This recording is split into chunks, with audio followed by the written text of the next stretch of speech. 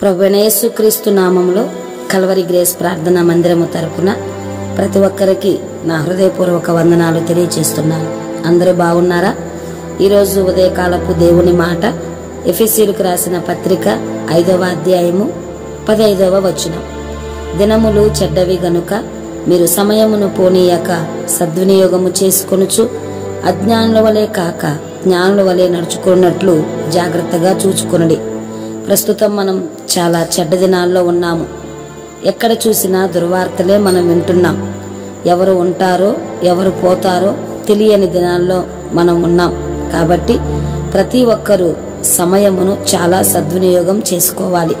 ఎందుకంటే సమయం చాలా విలువైనది. వస్తువు పోతే కొనుక్కోవచ్చు, కానీ సమయము పోతే మరలా తిరిగి రాదు అని తెలిసి కూడా చాలా మంది సమయాన్ని దుర్వినియోగం చేసుకుంటూ ఉన్నారు. కొంతమంది సమయాన్ని ఫోన్స్ చూస్తూ గడిపేస్తున్నారు. కొంతమంది సమయాన్ని టీవీల దగ్గర గడిపేస్తున్నారు. ఇంకా అనేక లోక సంబంధమైన వాటి కోసం సమయాన్ని దుర్వినియోగం చేయటం ప్రతిరోజు మనం చూస్తున్నాం. ఏదేమైనా పరిశుద్ధ గ్రంథం చెబుతుంది, సమయం చాలా విలువైనది.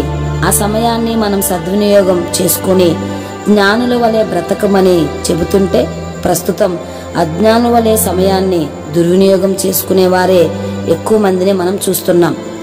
ఆత్మల భారం కలిగిన సేవకుడు ఒక సభలో ఇదే మిక్కిలి అనుకూల సమయము, ఇదే రక్షణ దినము అనే మాట చెప్పి, మీలో ఎంతమంది రక్షణ పొందలేదో ఇక సమయం లేదు, రక్షణ పొందండి అని చెప్తూ ఉన్నప్పుడు ఒక యవనస్తురాలు తన డైరీలో నాకింకా సమయం ఉంది, ప్రస్తుతం రక్షణ నాకు అవసరం లేదు అని రాసుకుంది.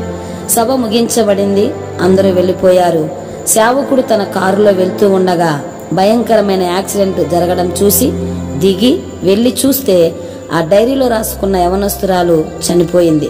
ప్రక్కన పడ్డ డైరీ ఓపెన్ చేసి సేవకుడు చూసినప్పుడు నాకు సమయం ఇంకా ఉంది, రక్షణ ఇప్పుడు అవసరం లేదు అనే మాట చదివిన సేవకుడు దేవుడిచ్చిన విలువైన సమయాన్ని దుర్వినియోగం చేసుకున్న ఆ యవనస్తురాలు చూసి చాలా బాధపడుతూ వెళ్ళిపోవటం జరిగింది. ప్రియా దేవుని బిడ్డలారా, యవనస్తులారా, కాలములు సమయములు దేవుని స్వాధీనంలో ఉన్నాయి. రేపు మనది కాదు. ప్రాణం ఉన్నప్పుడే ప్రభువుని నమ్ముకో, సమయం ఉన్నప్పుడే రక్షణ పొందుకో. దేవుడు నిన్ను నీ కుటుంబాన్ని ఆశీర్వదించునుగాక. Amen. God bless you all.